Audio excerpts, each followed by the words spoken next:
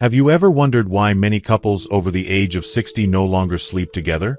It may seem like a minor issue, but for many elderly couples, this question reveals a much deeper and more complex problem within their relationships.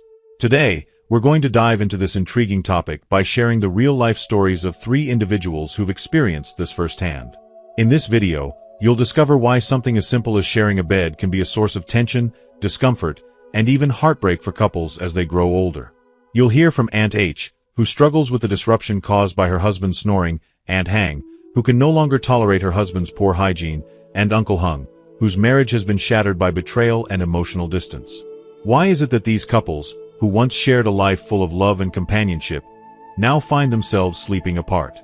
What factors, beyond just physical changes, are pushing couples to drift apart as they age? This video is not just about sleep habits. It's about understanding the emotional and psychological dynamics that affect long-term relationships as people grow older. By the end of this video, you'll have a clearer perspective on the challenges older couples face, and perhaps even some valuable insights into your relationships. Don't miss out. Stick with us until the end, because the stories shared here might just make you rethink how you view aging and love. If you are not subscribed, I recommend subscribing and activating the notification bell so you don't miss any videos. Your support means a lot to me, and if you enjoyed this video, you can help me continue spreading the valuable lessons by liking and sharing it. Some might argue that the reasons behind couples sleeping separately when their children are young are mostly practical, even understandable. After all, when you're in the midst of raising young children, sleep schedules can be chaotic, and the needs of the children inevitably come first. But what happens when the children grow up when the couple reaches middle age or even older? Why, then, do so many couples still choose not to share a bed, even after spending decades together, through thick and thin? Some suggest that the love between them has simply faded, that the warmth of the early years has withered and turned cold. Others claim that the couple no longer enjoys each other's company, that they have grown so distant that even the thought of intimacy seems foreign. Some even whisper that their hearts have irreversibly changed, that the connection they once shared is now broken beyond repair. But is this truly the case?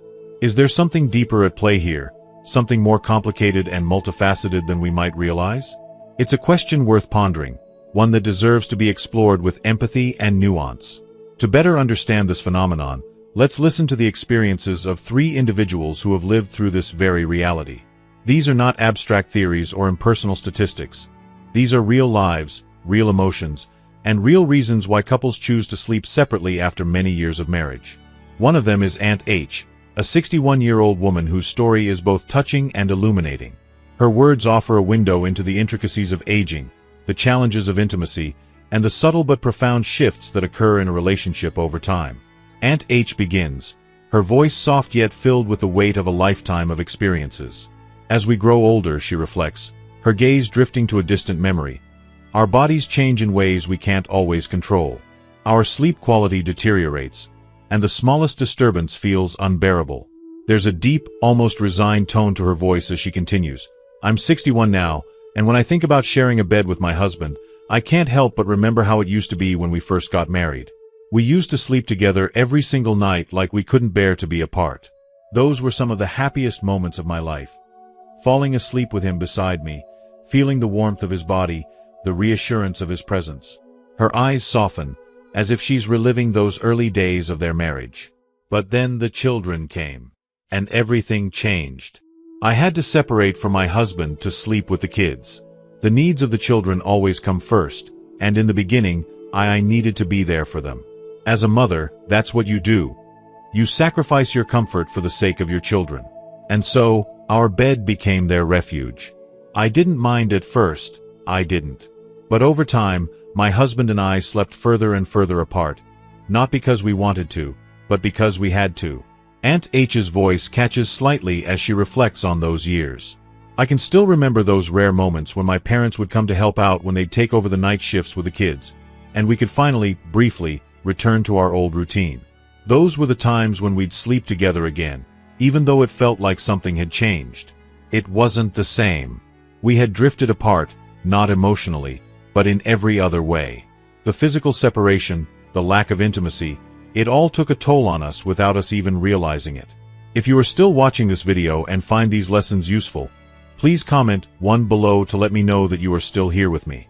She pauses, her expression thoughtful, as if grappling with time.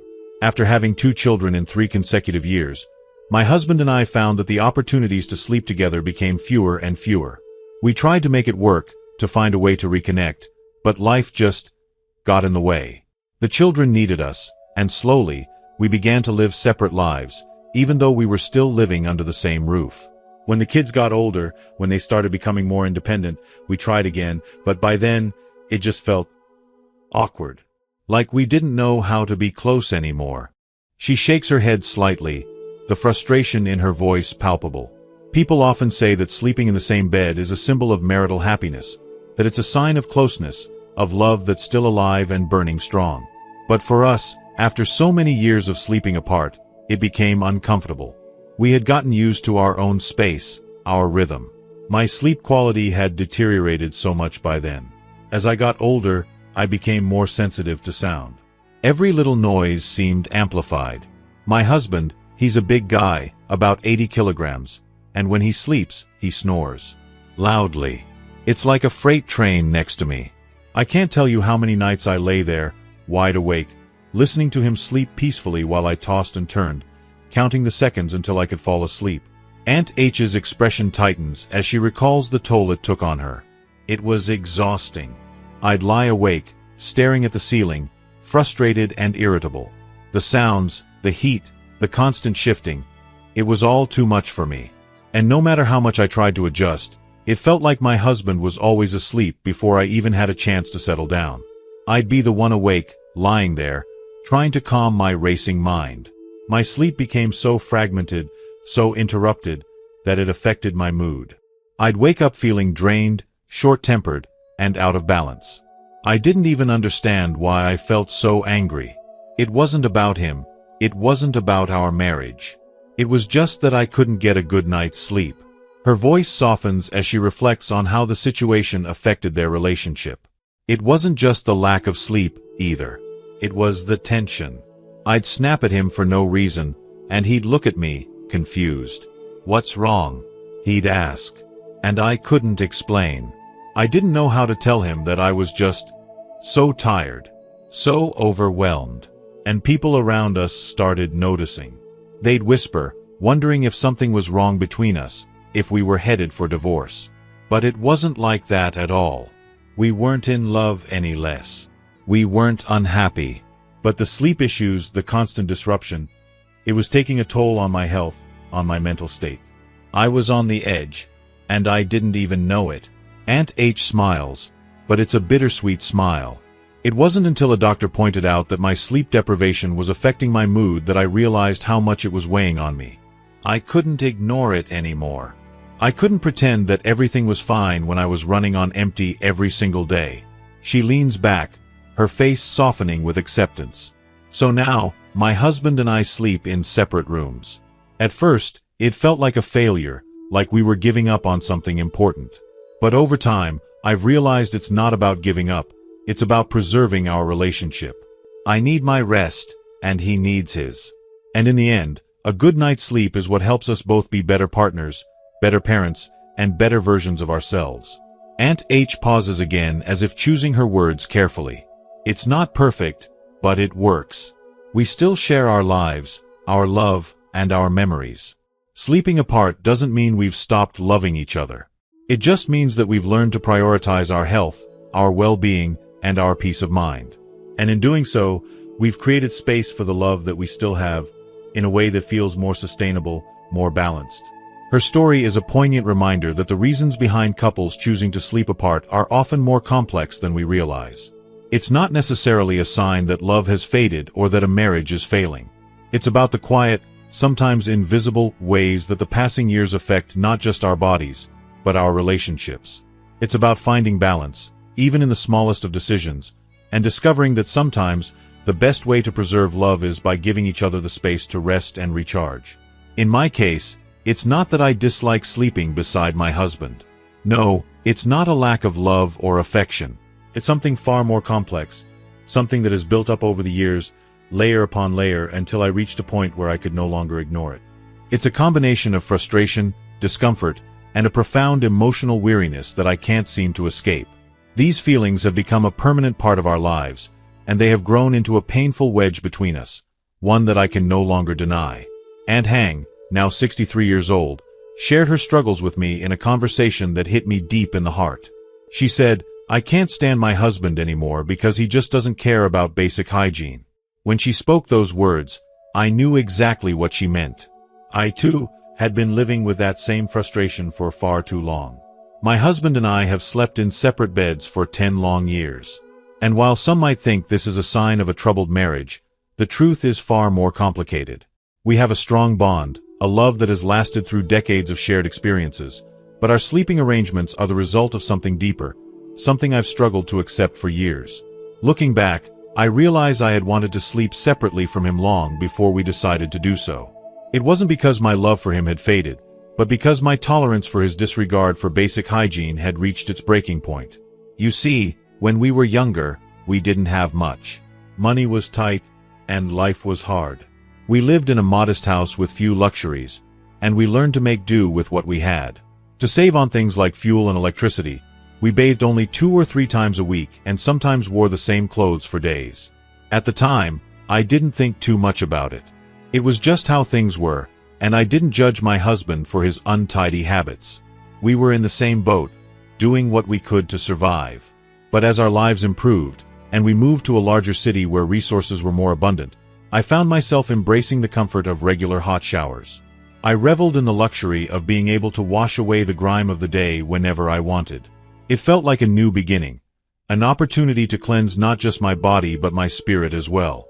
It was during this period of newfound comfort that I began to notice a growing chasm between my husband and me. While I embraced this new focus on cleanliness, he stayed stuck in his old ways, indifferent to the simple act of caring for himself. Summer arrived with its scorching heat, and while my children and I eagerly bathed 2 or 3 times a day to stay fresh and comfortable, my husband continued his pattern of showering just once every 2 or 3 days. It seemed like such a small thing, but the more I thought about it, the more it gnawed at me. When he sweats, he doesn't seem to mind. He would wipe himself down with a damp cloth, and then simply climb into bed, as if that was sufficient. But it wasn't. Not for me. The stench that emanated from his body was overpowering. It wasn't just the smell of sweat, it was sour, rancid, an unmistakable odor that clung to him like a cloud. Every time I got close to him, that smell would hit me, almost as if the very air around us was saturated with his disregard. It felt as though I was living with someone who had no awareness, no concern for how they affected the world around them. It was suffocating. Even in the cooler months, when the biting winter air made everyone long for warmth, my husband refused to change his habits. He would bathe only once every 4 or 5 days, no matter how much I begged him to care for himself. I offered him hot water, and I urged him to take a proper shower, but nothing worked. His stubbornness, and his refusal to listen to my pleas, became another layer of frustration that I carried with me each day. And every time I tried to approach him, the same sour, acrid smell would greet me like an unwelcome guest. It was like being in a room with a beggar who hadn't seen water in weeks. I tried to tell myself it was just his way of being, but the truth was, I couldn't take it anymore. It wasn't just his body odor that was the problem. It was his attitude, his utter indifference to my feelings. I could no longer pretend that I didn't care. I couldn't lie to myself and say that everything was fine when the smell of his feet filled the room every time he got into bed. His side of the bed, always soiled and neglected, became a constant reminder of the rift between us.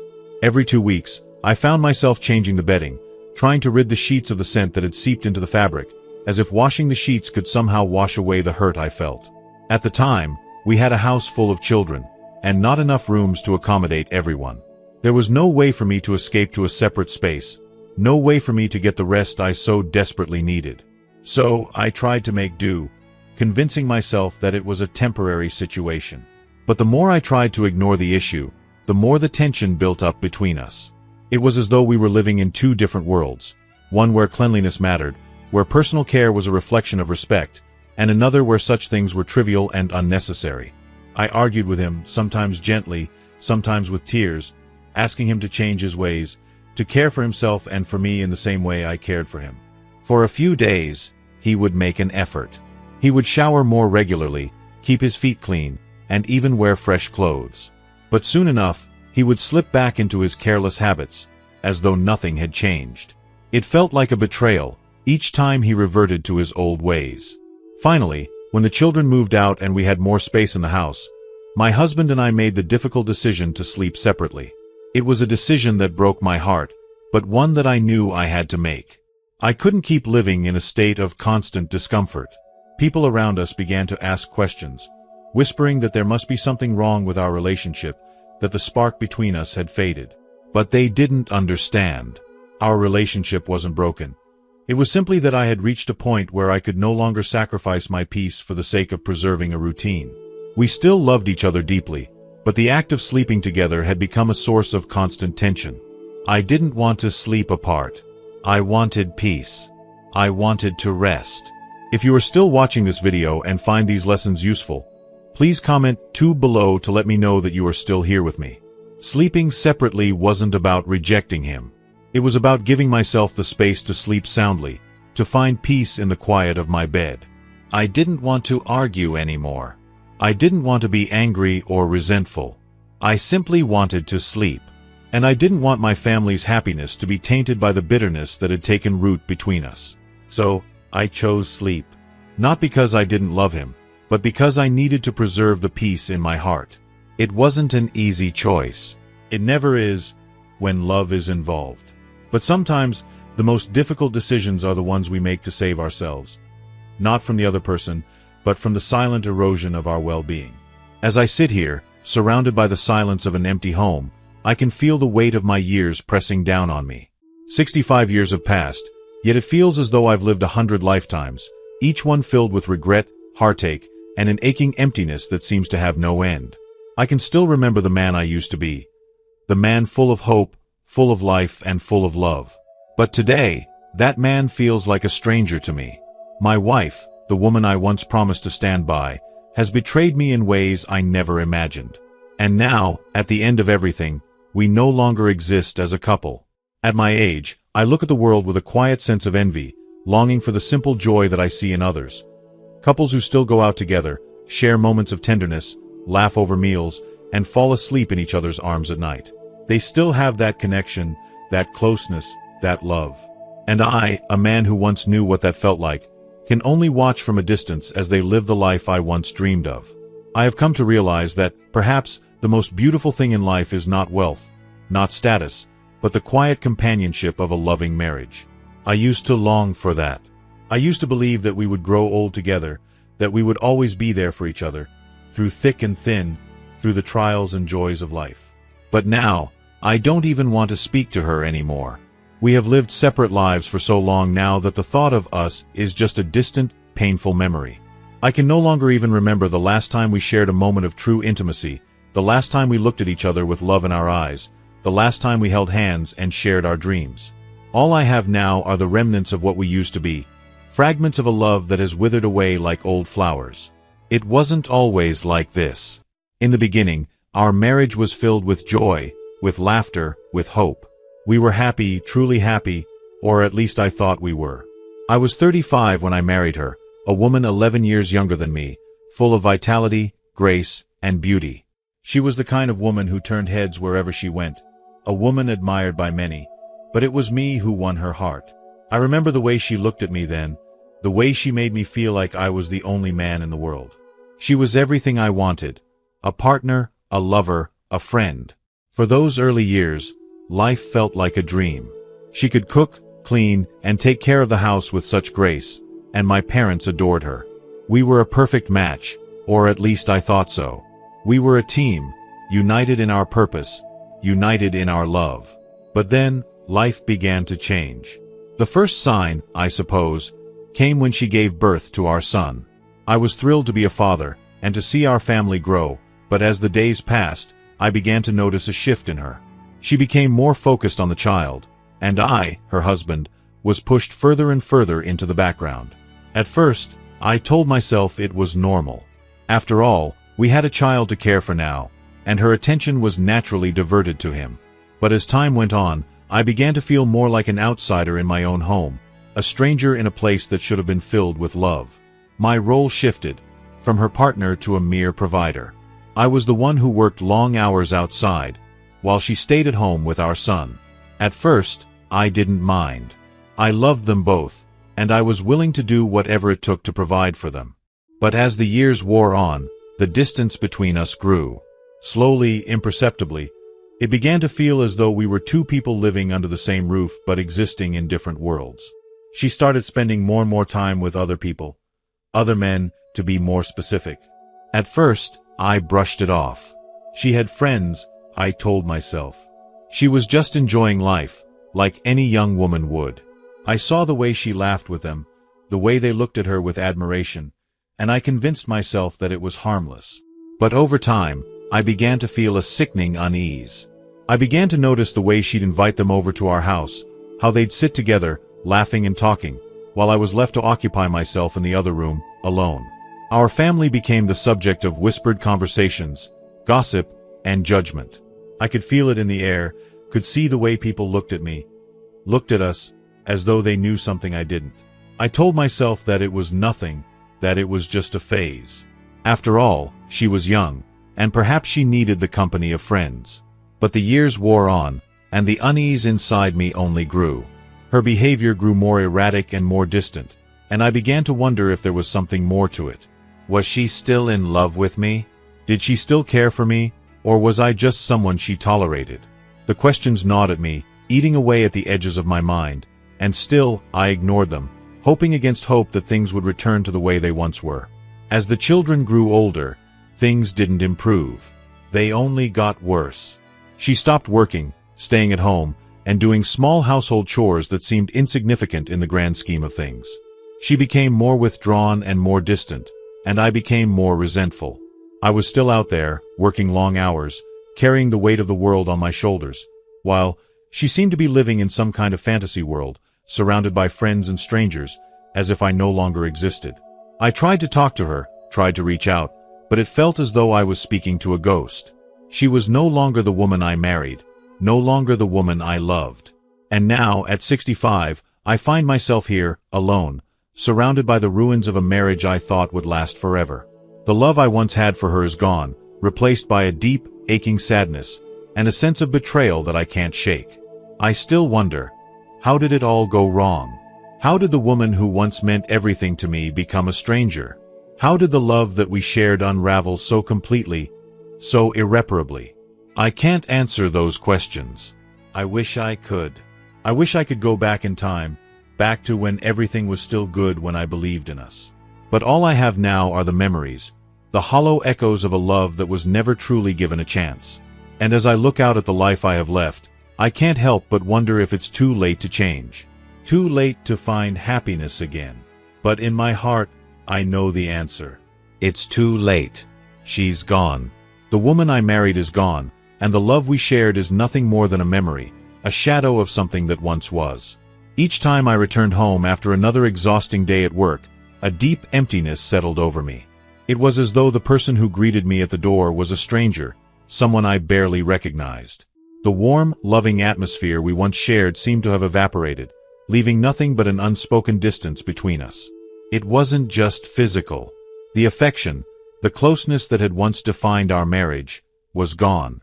We had become mere shadows of the couple we used to be. Even when we lay down together in the same bed, it felt more like two people sharing a room rather than the intimate, connected couple we once were.